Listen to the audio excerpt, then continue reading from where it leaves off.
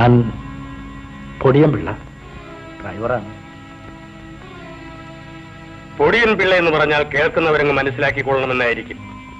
നിങ്ങൾ ആരാണ്, എന്തിനാണ് വന്നത്, അത് വ്യക്തമായി പറയണം മിസ്റ്റർ. 1 മിനിറ്റ്.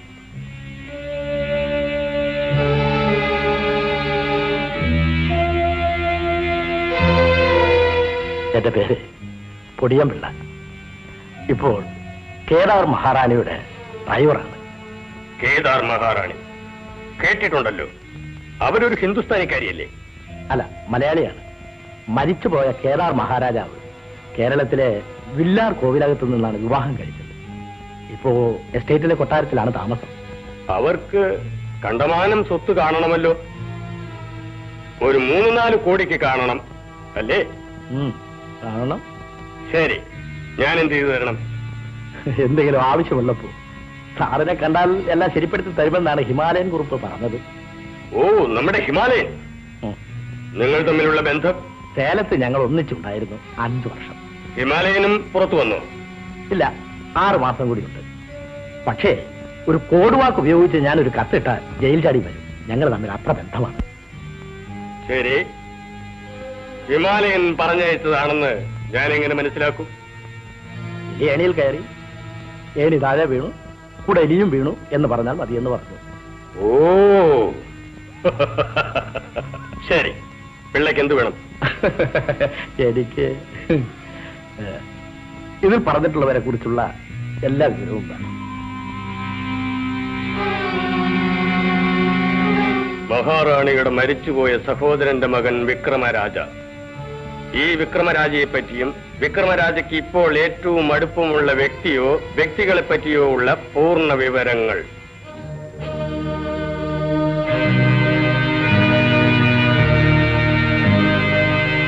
ആ എഴുത്തിലെ വിവരങ്ങൾ ശേഖരിച്ചു തരാൻ കഴിയുമോ എന്നറിയാനാണ്. എന്റെ പേര് ബർമൻ എന്നാണെങ്കിൽ എന്ത് കാര്യവും ചെയ്തു കൊടുക്കപ്പെടും, പക്ഷെ ഫീസ് വാങ്ങപ്പെടും. പൊടിയൻപിള്ളയ്ക്ക് ഇന്നത്തെ സാഹചര്യത്തിൽ എന്റെ ഫീസ് തരാൻ കഴിയുകയില്ല എന്ന് എനിക്കറിയാം.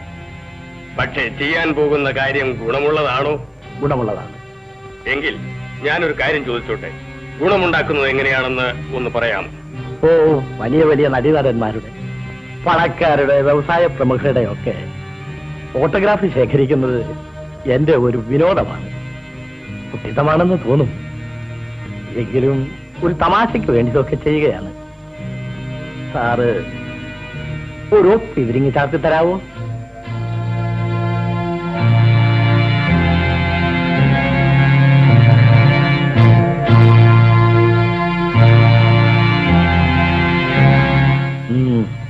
സ്വല്പം ബുദ്ധിമുട്ടുള്ള സാധനമാണ്. സാരമില്ല, നോക്കട്ടെ.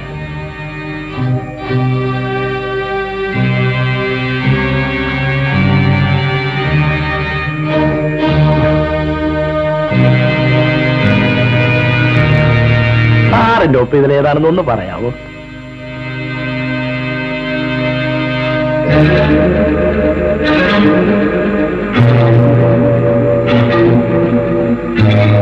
കൊള്ളാം, നല്ല വേലത്തരം.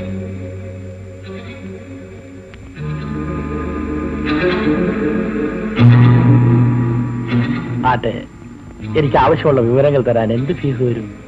വെറും 10,000 രൂപ. 10,000 രൂപയോ? അതൊരു വലിയ സംഖ്യയാണല്ലോ സാറ്. 5,000 രൂപയായാൽ? പാടുള്ള പണിയാണ്, ഗവേഷണമല്ലേ. 10,000 രൂപയിൽ ഒരു പൈസ കുറയില്ല. 8,000? കേദാർ മഹാറാണിയുടെ സ്വത്തല്ലേ, കോടിക്കണക്കിനില്ലേ. 10,000 ചെലവായാലും ഒരു കോട്ടവും വരാനില്ല. ശരി, അതെപ്പോൾ എങ്ങനെ തരണം? പണമായിട്ട് തരാൻ ഇപ്പോൾ പിള്ളയുടെ കയ്യിലില്ലെന്ന് എനിക്കറിയാം. വിവരങ്ങൾ തരുന്നതിന് മുമ്പ് ഒരു പ്രോനോട്ട് എഴുതി തരണം, അത്ര തന്നെ. വിവരങ്ങൾ എന്ന് കിട്ടും? 3 ആഴ്ച കഴിഞ്ഞ് എന്ന് വന്നാലും തരാം. എഴുതി കവറിലിട്ട് വെച്ചിരിക്കും. പോരെ? മതി. ഇനി എന്ത് വേണം?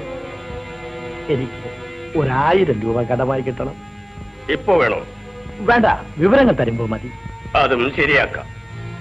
അപ്പോ ഒരു 11,000 രൂപയ്ക്ക് പ്രോനോട്ട് എഴുതി തരേണ്ടി വരും. 3 മാസമാണ് കാലാവധി. പലിശ വളരെ കുറവാണ്, 50%. അത് സാരമില്ല. ഒരു കാര്യം ഞാൻ പറയാം, പിള്ളയെ എനിക്ക് നല്ല വിശ്വാസമാണ്. നിങ്ങൾ കാര്യം നടത്തുമെന്ന് എനിക്ക് ഉറപ്പുണ്ട്. എങ്കിൽ പ്രോണോട്ട് ഒപ്പിട്ട് വരാം.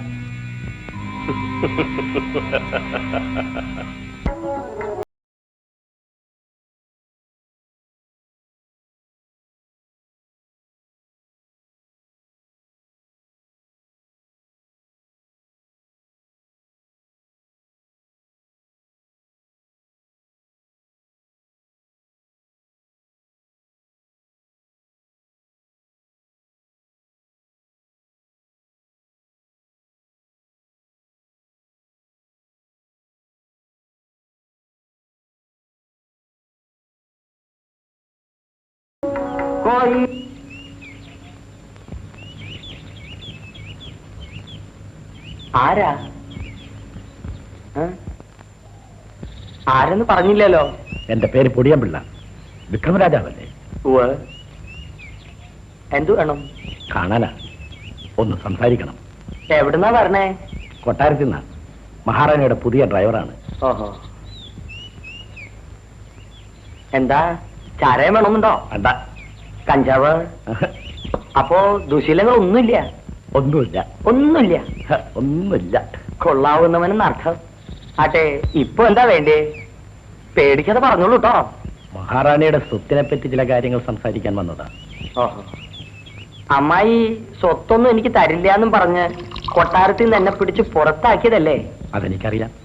പിന്നെ എന്തിനാ ഇങ്ങോട്ട് വന്നേ? സ്വത്തിന്റെ ഒരു നല്ല ഭാഗം വിക്രമൻ തമ്പുരാന് കിട്ടാൻ ചില മാർഗങ്ങളുണ്ട്. ഇപ്പോ പണത്തിന് എനിക്കത്ര അത്യാവശ്യമൊന്നും ഇല്ല. ജലജ എന്ന് പേരുള്ള ഒരു സ്ത്രീയാണ് എന്റെ എല്ലാ ചെലവും നടത്തി തരുന്നത്. പിന്നെ വലിയ വലിയ ഹോട്ടലുകളിൽ ഒരു കൂട്ടം നൃത്തം നടത്തത്തില്ലേ? നഗ്ന നൃത്തം. കാബ്രെന്ന പേര് കണ്ടിട്ടുണ്ടോ? ഇല്ല. പിള്ള തനി ശുദ്ധം തന്നെയാ. കാണേണ്ടതാ. നല്ല ഹര. അതിന് പിൻപാട്ട് പാടലാണ് ജലജയുടെ ജോലി. കുറച്ചു മുമ്പ് ഇവിടുന്ന് പോയതേ ഉള്ളൂ. ഇനി പാതിരേക്കാ വരിക. എന്നാലും എന്നോടുള്ള സ്നേഹത്തിൽ ഒരു കുറവില്ല കേട്ടോ. എനിക്ക് അങ്ങോട്ടും അങ്ങനെ തന്നെയാ. എന്നാലും ഒരു 25 ലക്ഷം രൂപ തമ്പുരാന് കിട്ടത്തക്ക ഒരു വഴി ഞാൻ ഉണ്ടാക്കിയാലോ? ഇനിയിപ്പോ വേണ്ടാന്ന് പറയണേലും അവളോടൊന്ന് ചോദിക്കണേ. അവളിങ്ങോട്ട് വന്നോട്ടെ. അവരെങ്ങനെ? പണം കിട്ടിയാൽ തരക്കേടില്ല എന്ന തരക്കാരിയാണോ ആവോ? കുറച്ചൊക്കെ അങ്ങനെ തന്നെയാന്നാ തോന്നണേ. എപ്പോഴും പണമില്ല എന്ന് പറയാറുണ്ട്. എന്നാൽ മിസ് ജലജയെ ഞാൻ ഒന്ന് കണ്ട് സംസാരിക്കട്ടെ? ആയിക്കോട്ടെ. അവളോട് പറയൂ ഞാനാണ് അങ്ങോട്ട് പറഞ്ഞ് അയച്ചതെന്ന്. ജലജ എന്താ പറയണോ അതങ്ങോട്ട് ചെയ്യാൻ ഞാൻ തയ്യാറാണെന്ന് പറഞ്ഞോളൂ കേട്ടോ.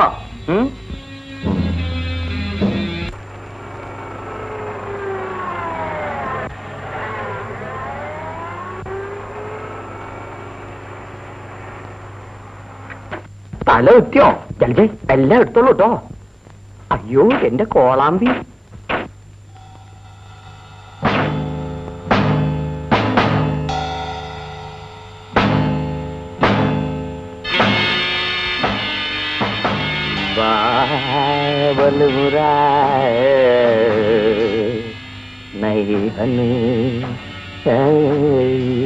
അപ്പോ ഇവിടെ അങ്ങ് സുഖമായി കൂടിക്കോളൂ.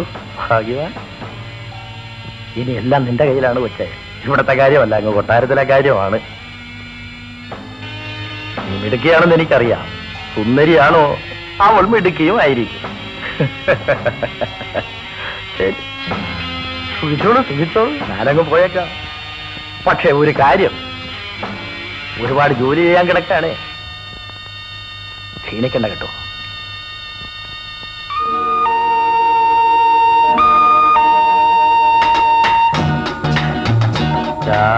രാജകുമാരി സൗജാ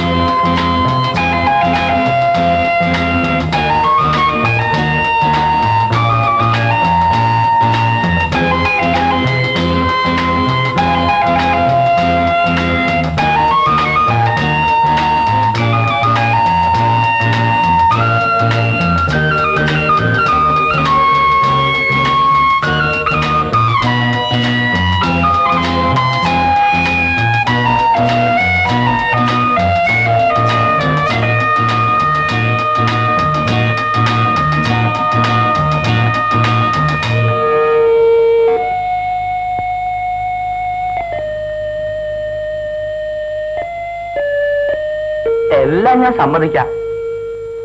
പക്ഷേ നിന്നെ പിരിഞ്ഞ് ഒറ്റയ്ക്ക് ഇങ്ങനെ ജീവിക്കുന്നത് ഓർക്കുമ്പോ ഈ കുന്തത്തിൽ നിന്ന് ഇറങ്ങി പുറപ്പെടേണ്ടിയില്ലായിരുന്നു എന്ന് തോന്നുന്നു.